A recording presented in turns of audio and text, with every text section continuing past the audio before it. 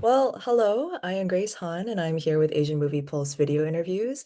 Today, I have the pleasure to be here with Siyou Tan, whose directorial feature debut, Amoeba, will make its world premiere at the Toronto International Film Festival this year in TIFF Next Wave Selects. And so, yeah, I just wanted to say, first of all, I thought your film was really charming. Girlhood is really complicated. And I mean, some themes I picked up was like, it's kind of cringe, it's kind of rebellious, there's a little bit of horniness, but most of all, there's like this criticism or this critical eye towards the institutions that raises these characters of Chu, Vanessa, Gina, and Sophia. So is this all coming from personal experience? Yes, kind of, yeah. I mean, I went to a girls' school, very much like the school portrayed in the film. It was like, I don't really like to use the word elite, but it's considered one of like a elite school, so very competitive, and it's a Chinese school. So Mm. particularly a very traditional Chinese school. And so it's all these very strange rules, like why must my bra be white? And they were policed very, very diligently.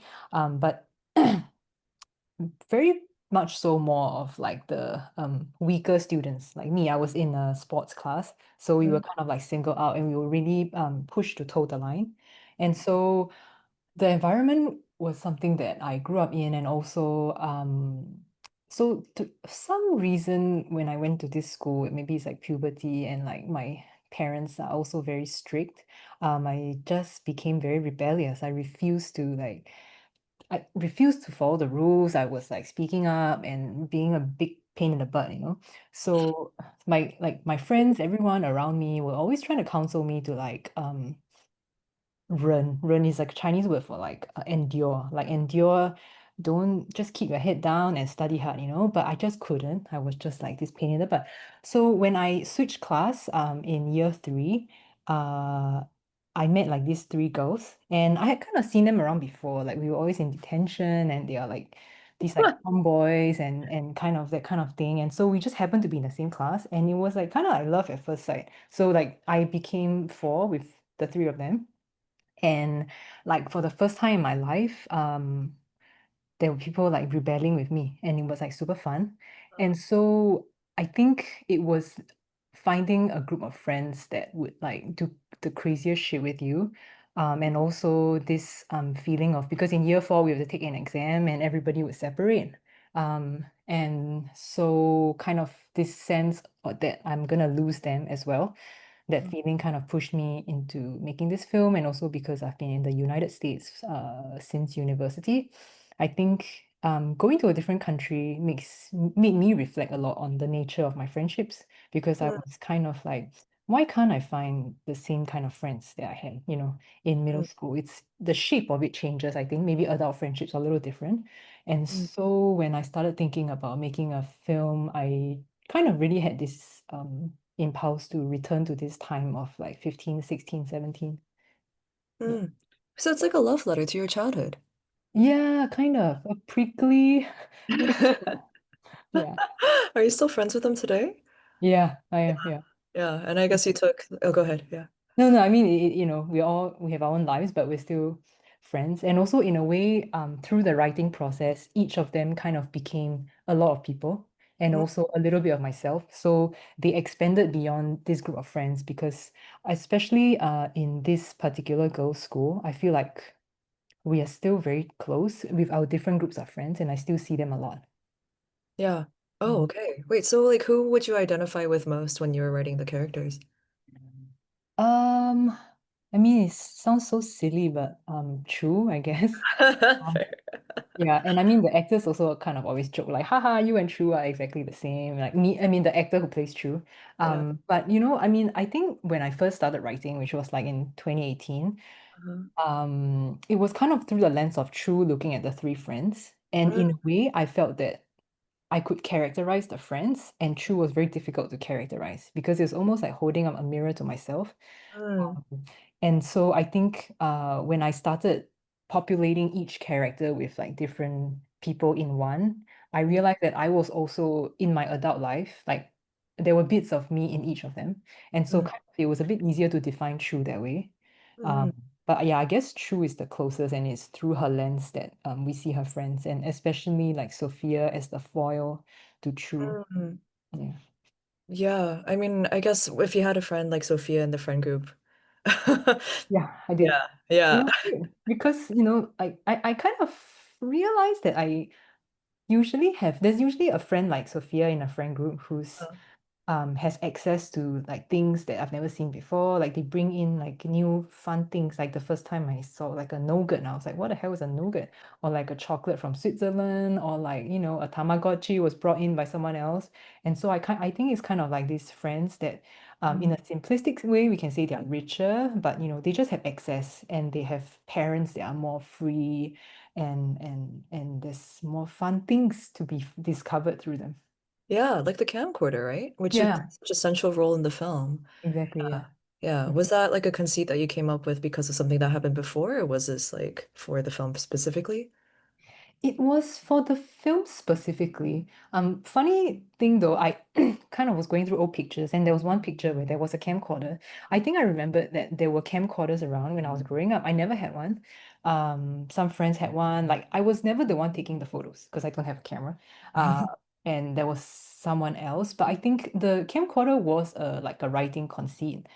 Because at least for me, visually, I wanted to represent kind of how you needed to have a bit of a secret life Mm, in this kind of like repressive environment.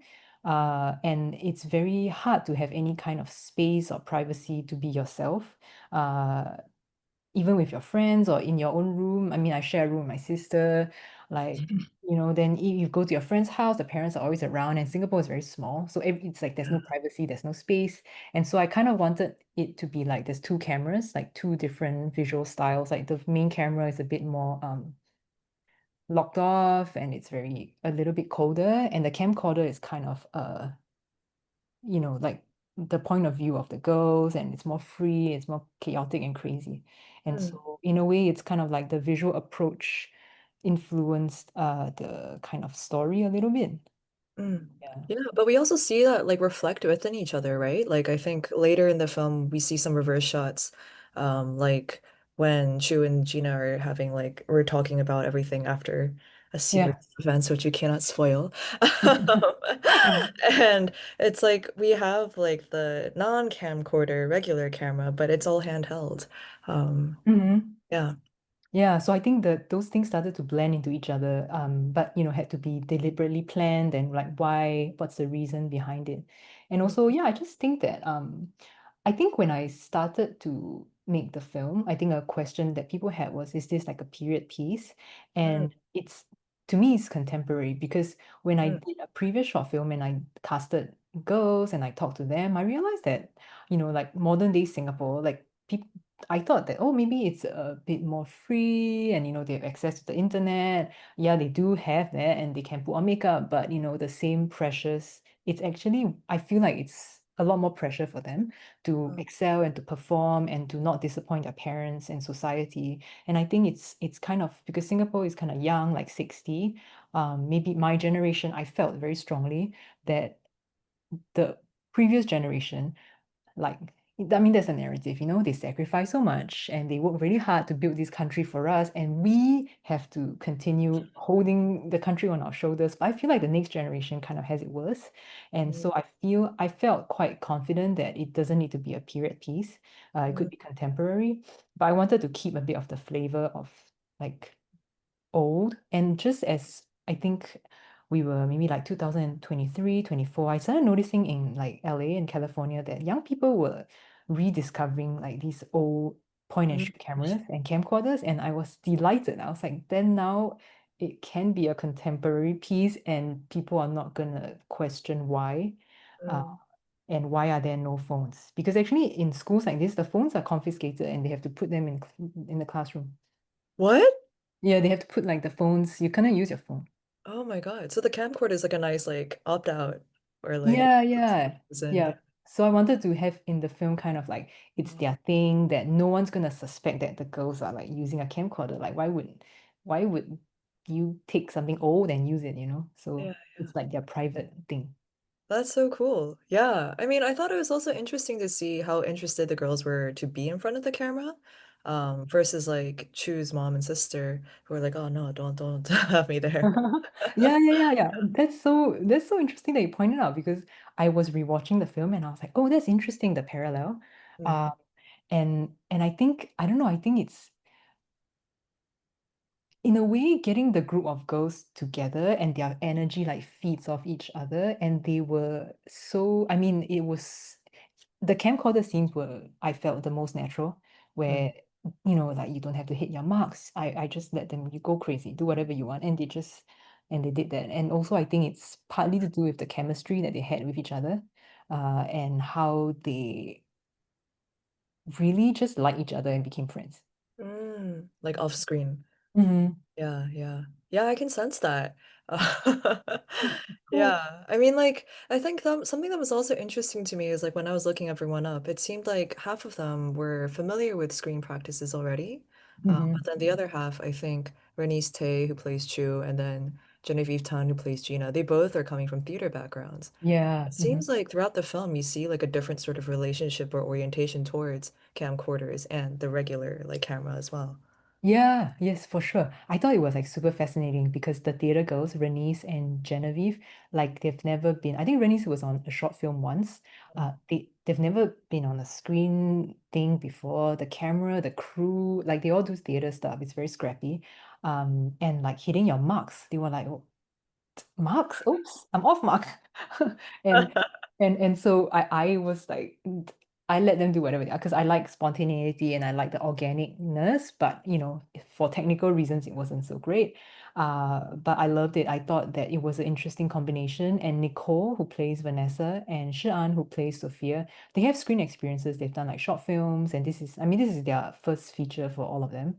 And so it was super interesting because the people with screen experience, they just like it's a different training, like they know Mm, which hand they know how was the sequence of things they did stuff, they hit their marks like precisely, they know where to look, eye lines and everything. So I had to sort of approach them all differently for mm. the kind of to have this unity in performance, I think. If not, it would be a little bit too disparate. Hmm. But we do have like these sort of theatrical performances too that you have like incorporated there, right? Yeah, yeah, the show. Yeah, yeah, the show, but also I think like when they're doing the class monitor speech in front of the classroom, or at the very end when we have the Parallel of the Merlion speech. Yeah, yeah, I agree. And I think, I mean, I was thinking about how especially the show, like sometimes, like, you know, teenagehood can feel so performative because you don't know who you are. And Mm, sometimes you just perform someone else because you're mm, trying to find who you are and discover and your identity is forming. So that kind of like aspect was something like I wanted to also throw in there. mm, And that's what that led to the show and things like that. Because I think in a place where you kind of have to hide your identity, or at least your identity has to be um conformed to the standard, sometimes it's these like bursts of things that you can, yeah, perform and express yourself, I think.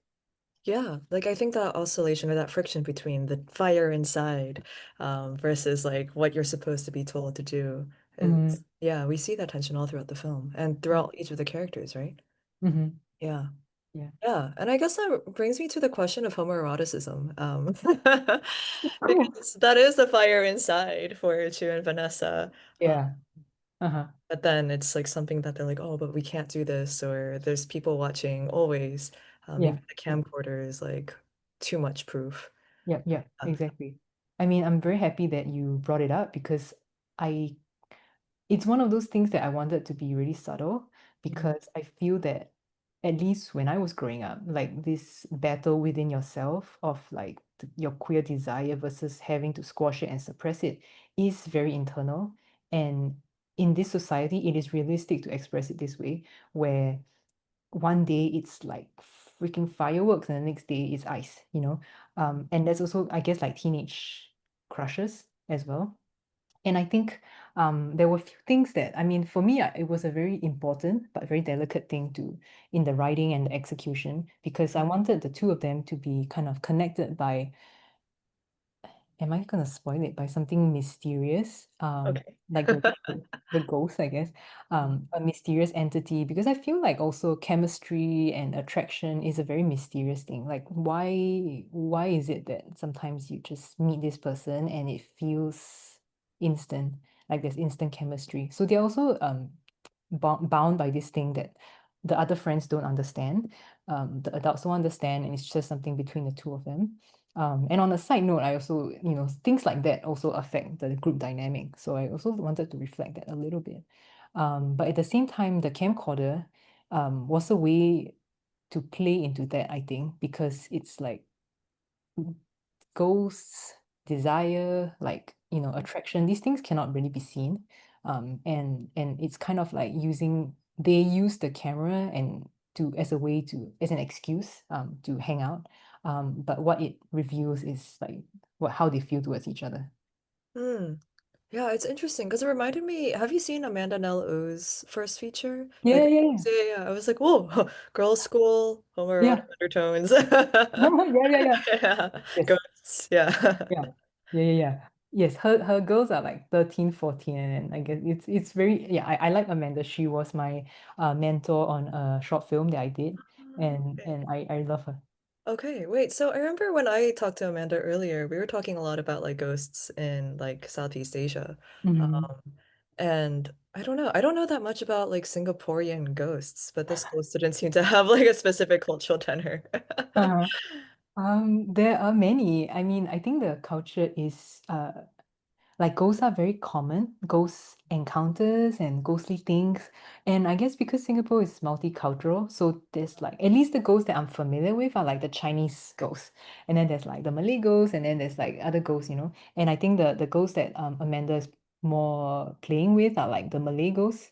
Like Um Pontiac, yeah. yeah, the Pontianak and like things like that. But at least for me, it's because I grew up in the more Chinese environment, is scary Chinese ghosts. Uh, and and I feel like most people have no, actually that's not true. That's not true. There are people with very vivid like ghost encounters. I mean, I had a ghost in my bedroom, and I mean that's why he's in the film, I guess. It's kind of personal. And I remember that I tried to tell my mother about it, and she brushed me off. She was like, "There's no such thing in our house," and I'm like, "But there is a ghost in my room." So I remember going to school, and somehow, I mean, maybe I was moody or something. My friends like, "What's up?" So I told one friend, and then everyone was there, and then someone was like, "Oh, there was a ghost in my room too," and everyone like came and helped me. Like some people, like someone brought me like a Catholic thing, like a prayer card, and someone gave me like Buddhist beads. Like everyone chipped in. Everyone had an idea about how to solve my problem for me. And in a way, that was one of those turning points of my life. Like, wow, my my own mother like is not there for me for this really scary thing, and my friends are, or my classmates are. So I think that was one of those moments, at least in my life, where I think I switched. I was like, you know what? Friends are great. I like my friends. Um, Yeah. yeah. So about ghost. Um, what was I saying? Yeah, I think ghosts are kind of very common, and also there's a month, the seventh month in the lunar calendar, where it's like the Hungry Ghost Festival, and so it's supposed to be a month where the wandering spirits and the ghosts, uh, that don't have any family, they wander around the land, and we feed them. So we like burn joss paper, which is like money for them, and there's like food offerings everywhere, and there's like candles. So that's like a whole month. And there's all sorts of superstitions, like, you're not supposed to go swimming, because if you go swimming, a ghost is gonna pull you underwater and make you drown. No, it never happened. Yeah. Or like, don't step on the burnt money, because something bad is gonna happen to you. Oh my God, so much superstition. Yeah, yeah, yeah. And I know it's fascinating because Singapore is like, whatever, modern and cosmopolitan, but it's also very superstitious and very traditional. And haunted. I mean, even though you're saying like, and I feel like that's the running theme throughout so much of the movie. Everything is so haunted, even though Yes. we try to say that it's new. Yes, Yeah. exactly. Exactly. You you hit the nail on the head. Yeah. Yeah, and I guess something that really struck me too, in addition to the bedroom scene, was were the cave scenes, Hmm. um, which were insane. First of all, I've heard a couple of directors talk about filming in caves, and I hear that it's an endeavor and it's an ordeal. Yeah. Kudos to you. Yes. Yeah. It was definitely an ordeal. It was such a difficult ordeal that we could not shoot in Singapore. We had to go to the Philippines. Oh, So what? yeah, What? yeah, yeah, yeah.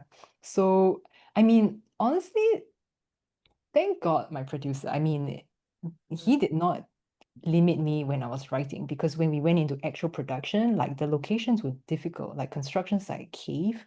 Like, come on, man. So we really, really tried to shoot or find a cave in Singapore, but Singapore being like very small and most of these things are under, okay, all of these things are under the control of the government. And there were some caves. I mean, I was on YouTube. There were people that were cave explorers. So we tried to find all these caves, but they were all like out of bounds. Some of them are used for military storage to store some bombs. And some of them are like closed off for safety reasons. But I'm like, come on, dude, the YouTube video was there like 2 months ago. That means, yeah. So, but everything is under the government. And I mean, I thought it was also fascinating because somewhere on like the west side of Singapore, they dug like a cavern super deep to put like it's like an oil refinery or something. So there is a lot of these things that we don't see. And what made me think about the cave was when I went back to Singapore, my parents' house, like next to it, there has been an ongoing construction for like 6 years. And we are like above and I in a condo and I can look down and I'm just like annoyed and fascinated by the construction site because when you're above and you can see what's happening, it's like really interesting and you see these things that they're digging and it's like where are they going?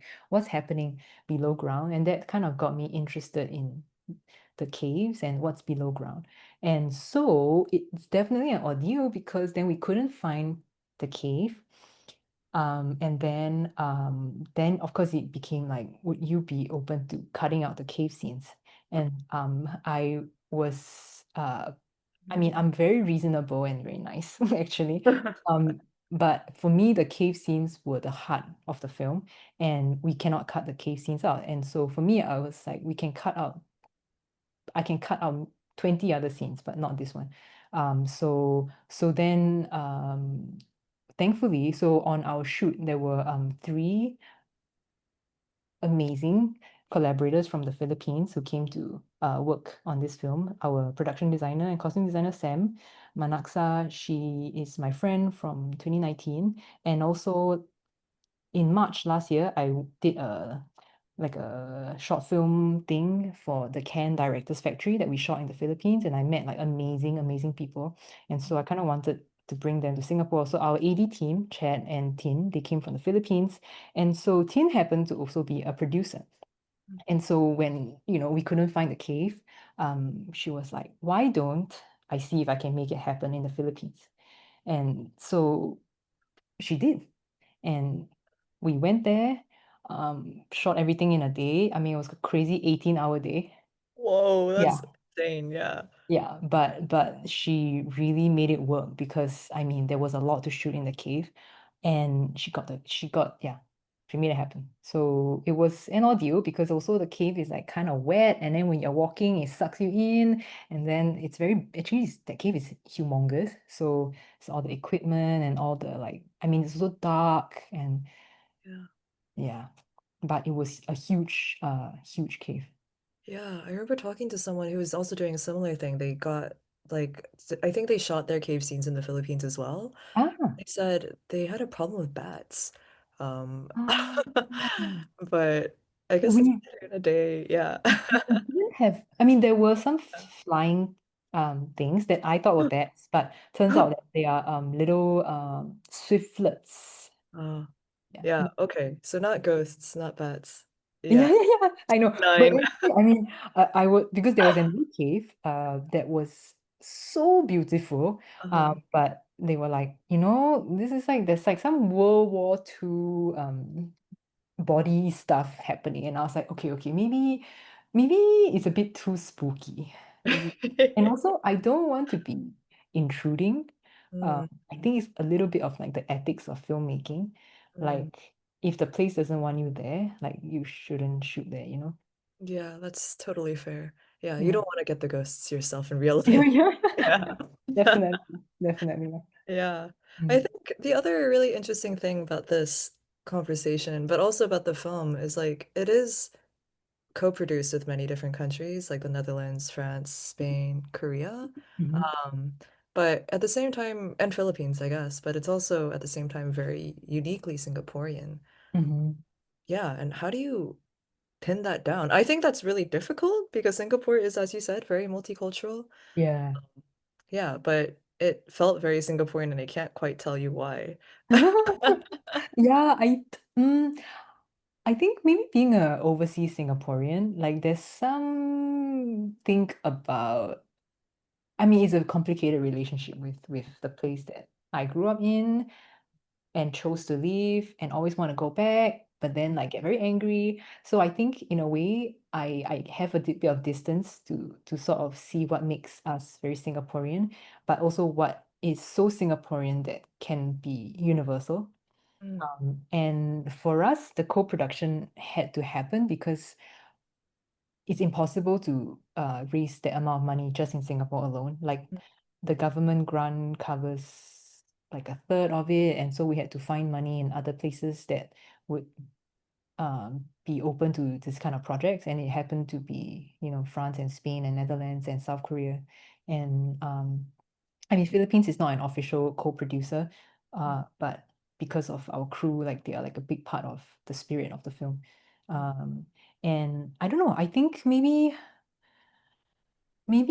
it was also important to me. There were certain things, I mean, it's very nice for you to say that because I think Singapore as a young country mm, is always struggling to be like, who are we? What is Singapore? What is Singaporeanness? mm, And that is something that I think a lot of filmmakers and artists and everyone in Singapore is trying to find and explore, not define, you know. I mean, there is a definition from the government for sure, like this is what Singapore is, but I think for the people who are um, kind of grappling with it and exploring it, we are trying to find our own version of it. And it's very nice to hear you say that you know, and also it's also nice that you cannot define it, but you feel it. mm. Yeah, I mean, I guess the Merlion is one thing, but everything else. Yeah. Yeah, I think it's kind of specific. Maybe it's the specificity of the school and also Mm, this specific school. But also I feel like mm, just talking to some friends, like not everyone has this experience because not everyone went to a Chinese school. Like people have different, very, very, very, very different experiences. Um, and also I think I thought it was important to try to explore a little bit about the socio-economic situation in Singapore through the four girls. mm, And so I wanted them to be like a little bit different so you can sort of understand Singapore society mm, through them. And that's why I chose to also portray Chu's family and Sophia's family and their houses. And visually you can see the difference and not the rest of them, you know, because I mean, then there would be too much production. Um, yeah, yeah, that's fair. but I think just visually, if you can see the difference between Sophia's house and Chu's house, Mm, you maybe can understand also like how people live and stuff like that. And also I felt that maybe it helps that the locations were very like well designed and also very thoughtfully chosen. mm. So maybe it gave you a good flavor of Singapore. Yeah, I mean, I think linguistically too, we have Sophia's house speak in English versus like Chu's house speaks in Chinese. Exactly. Yeah, exactly. That was important to me, yeah. Because Singapore is like a British colony, a lot of this colonial hangover is very much still there. So like English speaking families are considered more like upper class. Yeah, exactly. Yeah, and also how you speak English, you know, your overseas ties, and then there's like the Mandarin speaking people who, I mean, we can go into the history and the politics of it. Um, but basically the who they call the founding father eradicated kind of like the Chinese speaking people and changed the official language to English. And so in a way, our history is born out of this decision, and the English speaking are kind of always on top, and the Chinese speaking are below. And so for me, it was important to show that. I mean, I grew up speaking Chinese in my family, and I feel like when I went to not this school, this like my junior college, which is like high school, which is a more like English speaking environment, I felt Mm. the stink of it. Hmm. Yeah, and I wonder too if it feels Singaporean because of the role of the camcorder as well. It's like it's something that's for fun, but it also becomes a surveillance object in a way. Uh, Yes. Yeah. and we also have like the characters like being told what to do all the time, I guess. Maybe that's just Asia in general, but I think yeah, that's Asia in general, yeah. Like yeah, also like Asian girlhood, like yeah, everyone is just telling, I mean, Asian girl, womanhood too. I mean, yeah, like everyone is still telling me what to do. Like my uncle was like, "Hey, wear a skirt." I'm like, "Uncle, stop." yeah. Stop it." It's so stressful. Yeah, Yeah, exactly. And yeah. everyone wants to give you the advice about how to find a husband and like how to have kids. Like, stop, man. True. Yeah, it's like let me just live my life. Yeah, I know. And then when you say something back, they're like, "Oh, you're so rude. You became so Americanized." Yeah, it's like a westernization argument all of a sudden. Yeah, I don't know whether you get that, but they're always like, "Oh, you're so Americanized." And I'm like, "What?" Yeah. Mm. Mm. Wait, so for your next film, do you think you'll like want to produce it in Singapore again, or do you want to stay here? I'm not sure. It's a it's a bit of a, I guess, existential thing and a bit of an identity crisis, because I think at my heart I'm Mm. Singaporean in my heart. Um, I've lived in the United States, I guess now more than half my life. Oh, wow. Um, but I still feel that, my heart is in Singapore. But at the same time, it is quite difficult to make films there. There's not a lot of support. There's government funding, but it's not enough. I mean, the independent cinema that I love just closed down. And so there's also not really places to show your film. Mm. So I feel, yeah, I don't know. I don't know. I guess it's a big question, or maybe something that crosses the ocean. I don't know. I'm trying to think of something, but I think um yeah, I cannot answer that because it's something I'm trying to find too. Yeah, Trans-Pacific. Mm-hmm. Yeah. Mm-hmm. Yeah, it's complicated. I have a couple of other friends here who are Singaporean filmmakers, and they're also based in California. Mm-hmm. Um, yeah, and I think they have a similar complicated relationship with going home. Yeah, I think the only way to express it is it's complicated because it's like it's love and hate, Yeah. and you feel rejected, but you also want to be back, and you feel so helpless because you cannot change anything, but there's also such a strong sense of yearning. Mm. So yeah, but also a disconnection and everything. So it's a lot, I think. Yeah, and a trauma too, which I Mhm. think so much of this movie feels like it was Mm. being. I was like, oh my God. Yeah. Yeah. Hmm. I guess my final question to you is then, since it seems like you're still figuring out your future project, what do you think is going to be the future of Singaporean cinema? Oh man.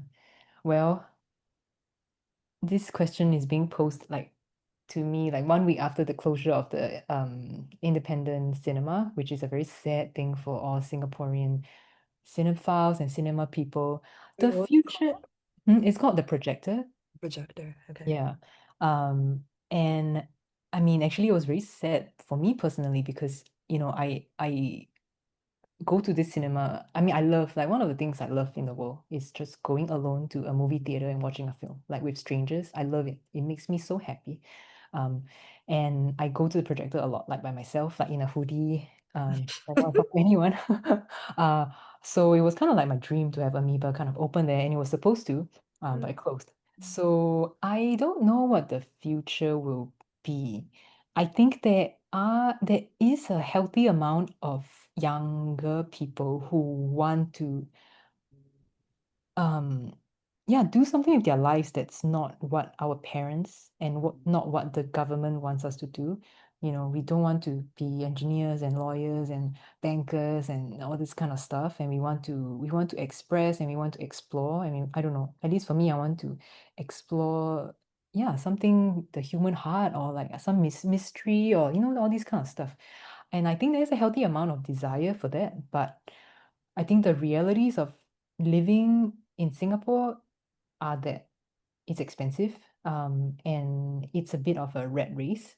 And I feel like I've noticed a lot of people eventually kind of give in to the realities of that because it's too difficult, like it's hard to make a living and everyone around you is like going on holidays to wherever, and you're like scrounging for money.